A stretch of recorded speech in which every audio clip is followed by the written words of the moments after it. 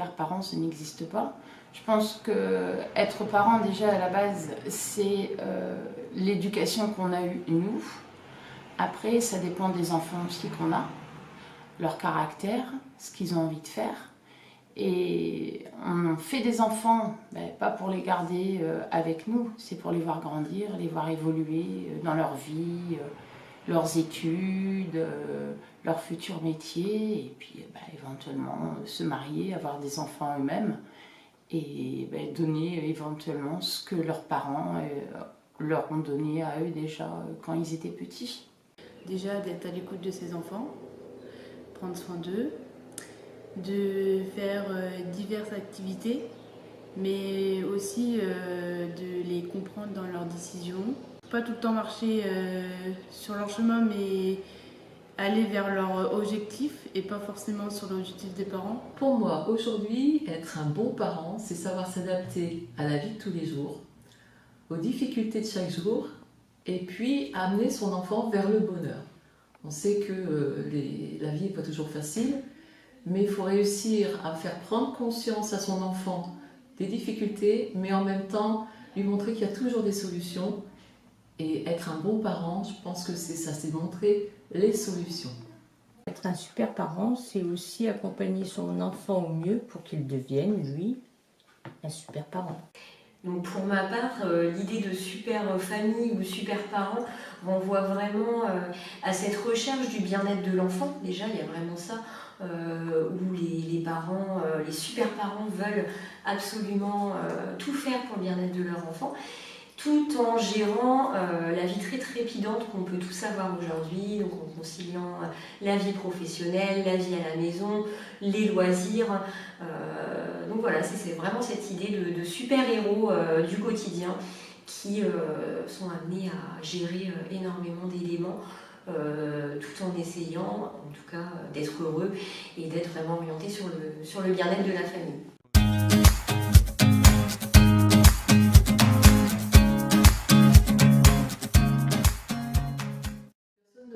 Conseil à dire un enfant ça se mate, un enfant il faut lui apporter tout ce qu'il veut. Non, un enfant il est unique, il est né avec son caractère et puis après en fait il faut border les côtés, essayer qu'il ne tombe pas.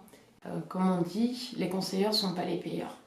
Après on peut éventuellement dire tiens, pourquoi tu ne ferais pas ça plutôt qu'autre chose. Mais rien que dans le fait d'une simple famille, les enfants ne sont pas du tout pareils. Ils n'ont pas le même caractère, ils n'ont pas la même façon de penser. Donc le cas peut s'adapter à un enfant et pas à l'autre. Chaque personne qui intervient dans l'éducation des enfants essaie de toute façon de faire au mieux en prenant en compte les particularités des enfants, ses propres particularités aussi. Donc voilà, les conseils peuvent être une base, mais je pense qu'il faut aussi prendre du recul sur les conseils qu'on peut entendre un petit peu partout.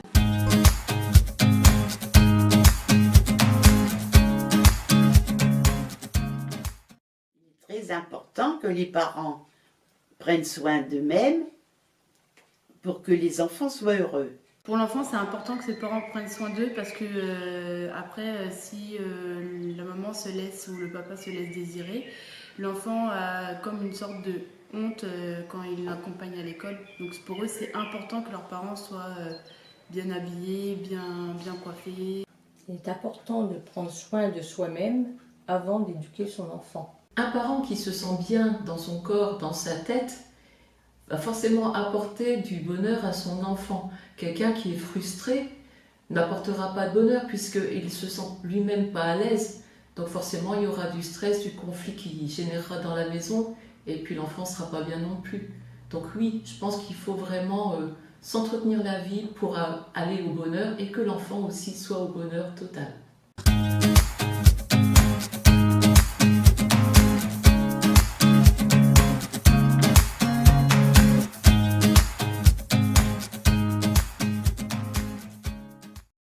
Il arrive parfois qu'on ait des conflits avec ses enfants, c'est pas toujours évident. Des conflits entre enfants et parents, ça existe. Moi, j'ai eu deux solutions. La première, j'ai eu un souci. Je suis allée voir une conseillère des familles qui nous a aidés à nous vous expliquer et à résoudre le problème. Là, en premier, je suis allée lui rendre visite, je lui ai expliqué mon point de vue. Et après, elle nous a confrontés tous les deux. Et puis, on s'est expliqué, on s'est dit les choses. Et puis, après, le problème a été résolu. Maintenant, quand il y a des conflits à la maison, c'est de discuter. Nous, dire ce qu'on pense. L'enfant, dire ce que lui pense. Et après, voir ce qu'on peut faire. Et je pense que c'est ce qu'il y a de mieux. Qu'avec un fils de 18 ans, ça arrive aussi de ne pas avoir toujours pouvoir s'entendre. Confrontation aussi de génération. Il faut rester proche d'eux, de se mettre à leur place et de ne pas être tout le temps en conflit avec eux, sinon ça va braquer l'enfant. Et c'est comme ça que l'enfant va encore être plus difficile. C'est pas parce qu'on a des conflits avec les enfants qu'on est des mauvais parents. Moi, je pense qu'au contraire, un enfant, il faut savoir lui donner le bon chemin. Alors forcément, on n'est pas toujours d'accord, parce que même quand nous, on était enfants, on rouspétait parce que nos parents ne nous autorisaient pas à faire ci ou à faire ça. Et puis par la suite, on s'aperçoit que finalement, c'était pour notre bien. Et quelquefois, oui, il faut aller au conflit, même au clash, des fois, avec ses enfants, être prêt à ne pas leur parler de la soirée s'il le faut, mais il faut tenir bon parce que c'est pour leur bien en fait. Et des fois, le non, c'est nécessaire. Et souvent, on voit des enfants qui se plaignent de ne pas avoir eu assez de non. Donc, il ne faut pas hésiter. Du moment qu'on pense que c'est bon pour l'enfant, du moment qu'on est convaincu, c'est tout à fait ce qu'il faut faire. Il ne faut pas hésiter le conflit avec l'enfant.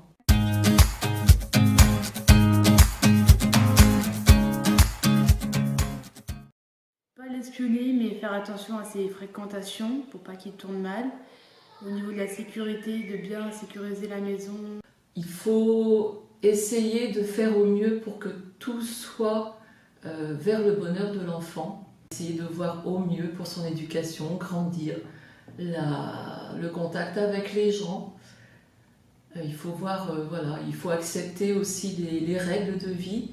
Voilà, bienveillance, c'est ça, c'est savoir inculquer à son enfant les bonnes règles de vie, le respect de chacun et le respect de soi-même.